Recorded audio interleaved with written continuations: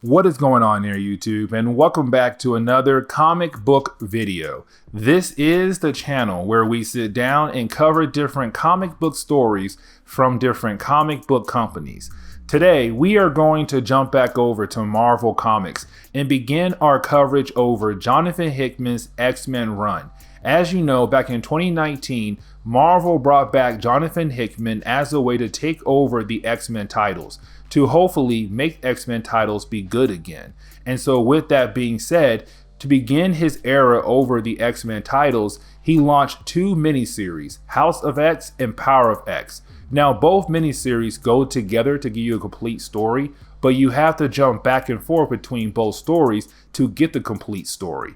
But either way, we're going to cover the first two issues of both House of X and Power of X to begin our coverage over Johnathan Hickman's X-Men run. So with that being said, I do hope you enjoy today's comic book video. And if you do, please hit the like button down below and subscribe. Also, if you have any suggestions on books I should read, well, please let me know in the comments below, because you never know, your suggestion could be a future video down the road. But I do hope you enjoy today's comic book video. To begin today's video, we actually pick up with Charles Xavier himself in this new beginning for the X-Men. Now, we actually see him right now watching a bunch of eggs hatch.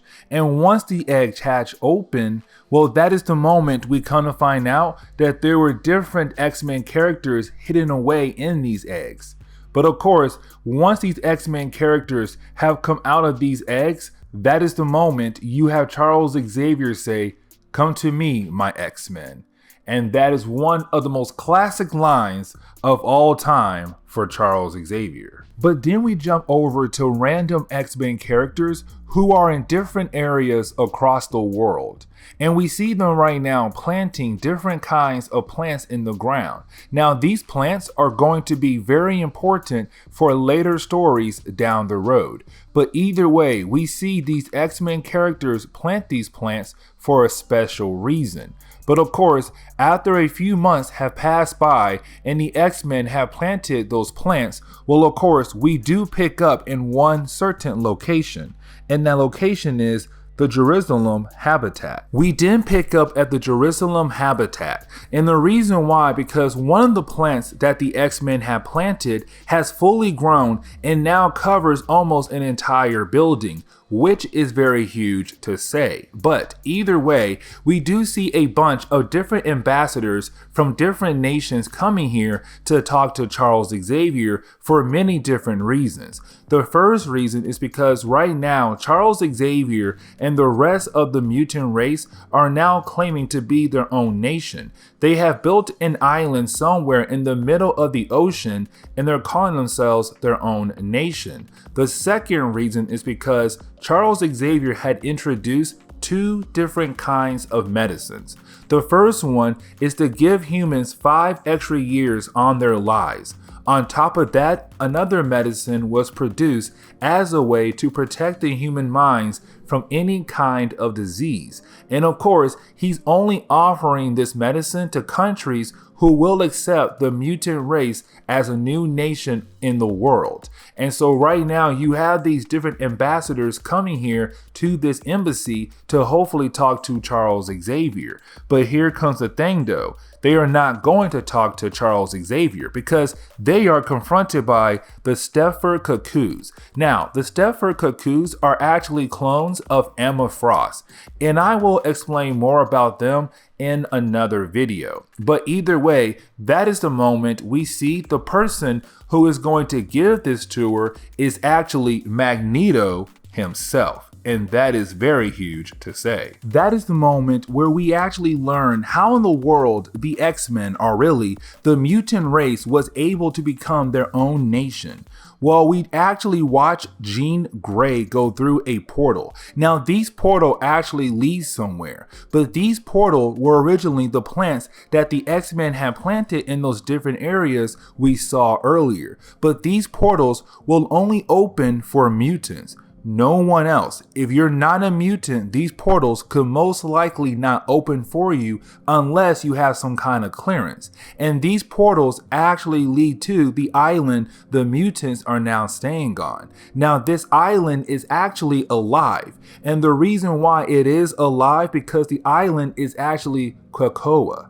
Now, COPPA actually first appeared back in Giant Size X-Men #1. Now, over the years, we have basically watched Marvel change the origin of COPPA. At first, the only thing we learned about COPPA was that it was a sentient being, and that is it. But as we go through Hickman's run on the X-Men title in the current days, we are going to learn a lot more about COPPA. But either way, you had Charles Xavier actually make a deal with COPPA to turn itself into an island big enough for mutants to live on. And Cypher, another mutant who has the ability to communicate with any kind of being in the universe, was able to build a system with COPPA as a way to build this nation for the mutant race. And so that is where the mutants are now living. They're living on COPPA on this island in the middle of the Pacific Ocean. They're now their own nation. Now, of course, every single time the mutant race find a way to evolve or find a way to help their lives better for themselves, there is always some kind of evil organization out there who will try to get rid of them. And of course, we do see a new one rise up. And this new organization is actually known as Orchis. Now, Orchis is going to be very important for later videos down the road. But right now we see that they're going to a certain space station that is right near the sun. And they're trying to build something on this space station as a way to help them get rid of the mutant race. Well, that is the moment we come to find out that they are actually building a mother mold on this space station. And the mother mold is actually what creates sentinels that are used to kill mutants. And so right now, this mother mold is going to make a whole lot more sentinels to send down to Earth to possibly kill off the mutant race. And the question is right now, who is this new evil organization? Well, we do learn that this evil organization is actually parts of different organizations from across the Marvel universe, like S.H.I.E.L.D., AIM, Strike, Alpha Flight. Different pieces of those different organizations come together to make this new evil organization. And they only activate when they feel like the human race is about to go extinct. And of course, they feel like that because of the mutant race. But then we pick up with Sabertooth, Mystique, and Toad. And the reason why, because right now they have broken into the damage control headquarters. Now, usually when it comes to damage control, they are one of the many Marvel organizations, but this one usually does cleanup.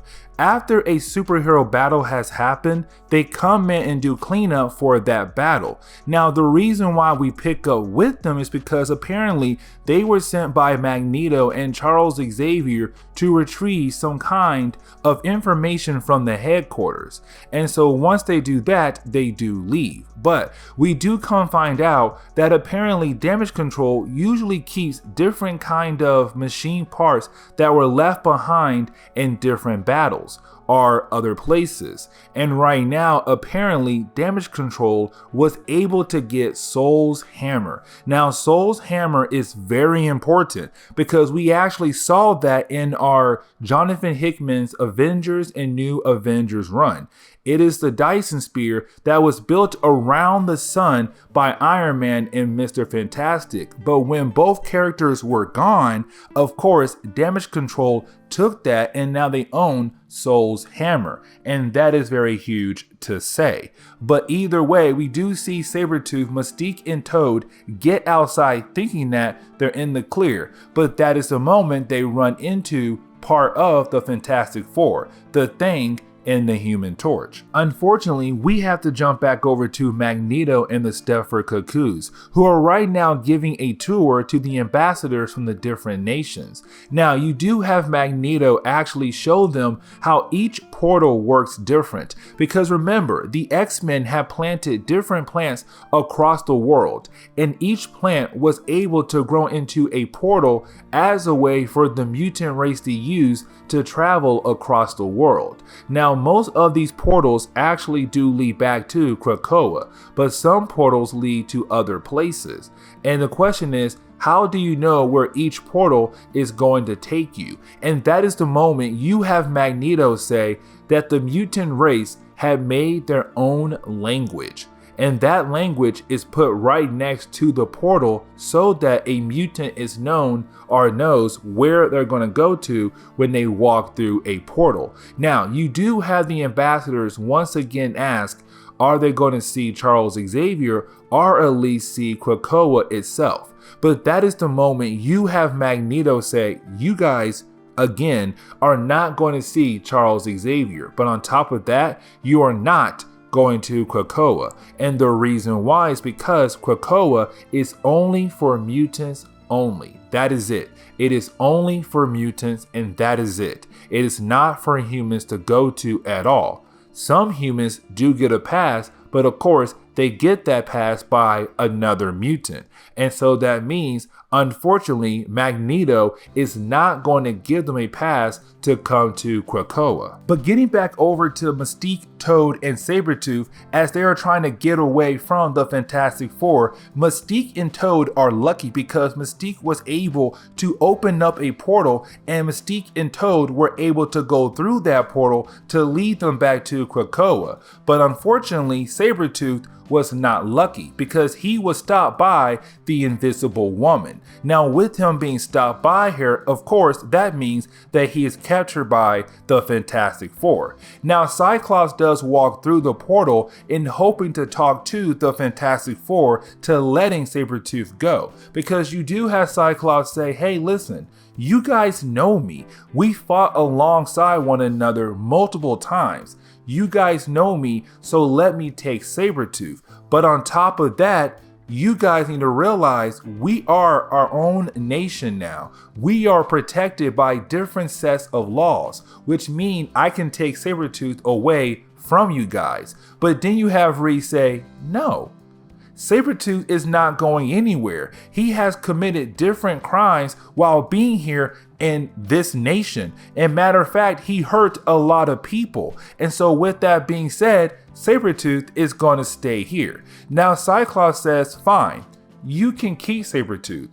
We'll come back for him later on. But then you have Cyclops say, hey, Franklin Richards, the son of Reed and Sue Richards, tell Franklin that anytime he wants to come home to his people, he can.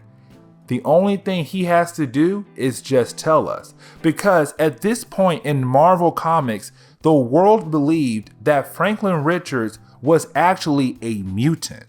But of course, that got changed later on in later videos that we are going to cover down the road. But you do have Cyclops leave. But getting back over to Magneto, the Stepford Cuckoos, and the ambassadors, well, that is the moment we come to find out the Stepford Cuckoos have been reading the minds of the ambassadors to learn more about them, but to learn what they're going to do with the offer that Charles Xavier had offered. And of course, that is when you have the Stepford Cuckoos say that two of the ambassadors are going to say yes to Charles Xavier's offer, which is that Charles Xavier made two kinds of medicine. One medicine is able to give humans 5 extra years to live. The other medicine will protect human minds from any kind of disease. But either way though, that is the moment you have the Stepford Cuckoos say the third ambassador, this random lady,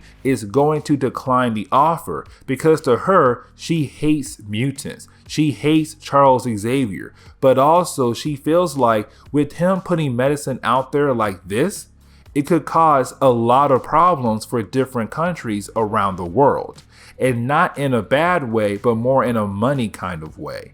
Now, the fourth ambassador is actually not an ambassador at all. He actually works for an evil organization known as Strike. And thing is, he was sent here as a way to kind of watch and learn more about what Magneto and Charles Xavier are trying to do with their new nation. But of course, he does have a weapon on him, and Magneto take care of that weapon, but you didn't have Magneto use that weapon as an example to say, look at you. You brought a weapon to us, and we were only offering you a peaceful deal, medicine to help you survive longer, to help you survive, period. And the thing is, you brought a weapon because you're scared of us, because you believe we are the animals. We're the ones going around attacking people left and right. But in reality, it's you guys making us the way we are. And we're tired of that. And that is why I did not bring y'all to COPPA at all. But either way, you can now leave, because that tells me that you have declined my offer. But then we jump over to the Power of X storyline. Now, Power of X #1 opens up very strange, because we have 4 different points in time. These 4 different points are going to be very important, but explain more down the road. Now, these 4 points are actually different moments in time, like I said. The first one is X-Men Year 1, The Dream, where Charles Xavier had the dream to make the X-Men.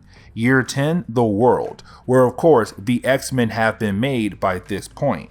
But then we get to X2, it's now year 100, and there's a war in the far future. But then at the very end, 1,000 years in the future, we see that something has happened to the mutants in the human race. They have evolved to a new kind of level. But then we jump back over to year 0, where Charles Xavier only had a dream where mutants and humans can live together as one. But that is the moment where he is actually confronted by a random lady. Now, this lady is actually Moira McTaggart. Now, back in the early days of Marvel Comics, Moira McTaggart was a dear friend of Charles Xavier. Matter of fact, they used to like each other very much until Charles had left for war, and of course, they broke up. But either way though, Moira McTaggart stayed around to help Charles Xavier form the X-Men, to help the mutants learn more about their powers. But right now at this moment, this is the first time they are meeting each other. But the way Moira McTaggart is talking is apparently she already knew about Charles Xavier.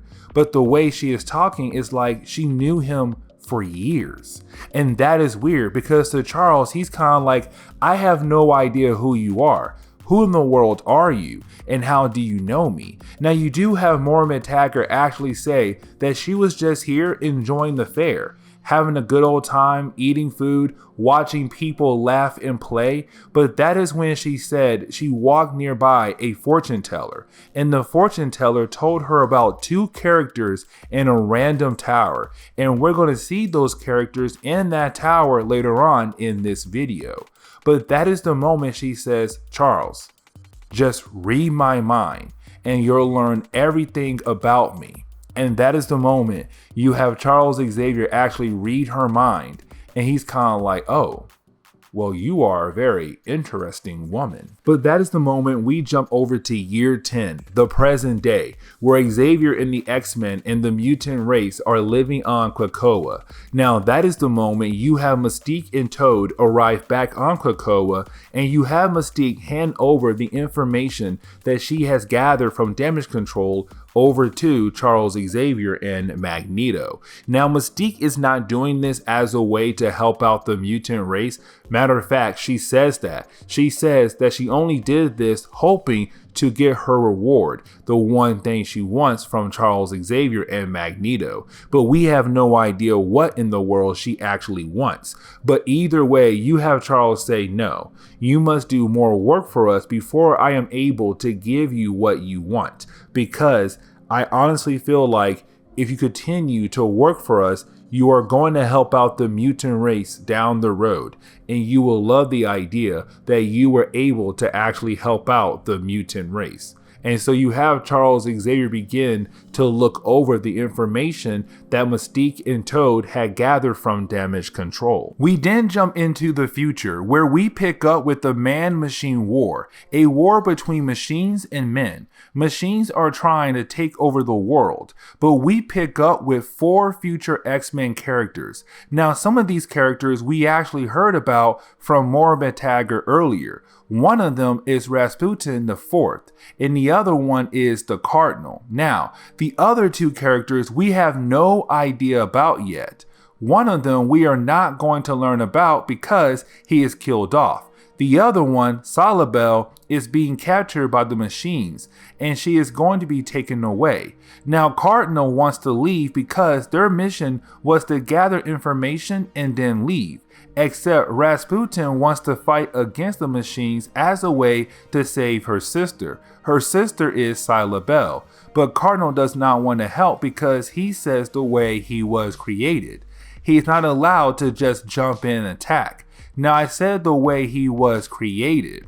That is something I want to dive in more about here in a moment. But we see Rasputin jump in, and of course, she does get close to saving her sister, but she does fail and the machines are able to take Salabel away, which means Rasputin is still lucky that she can leave, but she lost her sister. But getting back to what Cardinal said earlier with him being created, apparently he was part of one of many Mr. Sinister's projects, where Mr. Sinister was working on a way to breed mutants by using multiple DNA samples from different mutants as a way to create more unique mutants. Now, there were multiple generations of these breeding mutants, but apparently they have caused a lot of damage to the mutant race and could be the downfall to the mutant race, but on top of that, they did do some good for the mutant race. Now, getting back over to the Machine Man War, we actually pick up with the humans taking Salabel to the leader of the machines, which is Nimrod himself and his assistant Omega. Now, Nimrod has appeared multiple times in 90s comics for the X-Men, and usually Nimrod is from a future where machines have rule over the world, mostly Sentinels, and Nimrod is actually a Sentinel. He is the perfect version of a Sentinel. But either way though, Nimrod is the leader of the machines in this Machine Man War. Now, you do have the humans tell Nimrod and Omega that the X-Men in the future were able to grab some kind of information. Now, what the information they grab is about, no one knows. But you have Nimrod and Omega actually put Salabel in some kind of tank. They're going to give her a bath. Now, this is not your usual bath. This bath is really more of nanobites are going to bite away at the body of Salabel. But of course, they're going to learn what she knows to hopefully tell Nimrod what in the world the X-Men were after. What did the X-Men get when they broke into that facility? And all of this is taking place in the future. But getting back over to the X-Men that were able to grab that information, Rasputin and Cardinal, we actually see them go through a portal and they do meet up with the rest of their X-Men team. Now, with the rest of the X-Men team, we actually see Wolverine is apparently in the future. There are some other characters as well, but either way, you do have Wolverine say it's about time for them to go meet the big boss and get that information over to the boss, so hopefully they can find a way to win this war. But then we jump into the far future, where we see that machines and men are now one in some kind of hybrid. But we pick up with a new character who's known by the name The Librarian, who is right now talking to a new version of Nimrod in the future. Now, this version of Nimrod kind of hates his past version. Reason why is because he felt like all the data he had gathered in the past about humans and mutants are lost now. They weren't built to be stored for a long period of time, just built to keep information to use in the Machine Man War. Either way, the librarian says it is okay, because apparently there is an area that was built in the future as a way to preserve the history of humans and their many different versions. So there are some humans and mutants being kept in the preserve. Of course, we see some kind of light is happening in the preserve area, but we have no idea what that light is about because the book ends on that note. And this is where we are going to end today's comic book video. So if you enjoyed today's comic book video, please hit the like button down below and subscribe. Also, if you have any suggestions on books I should read, well, please let me know in the comments below, because you never know, your suggestion could be a future video down the road. But I do hope you enjoy today's comic book video.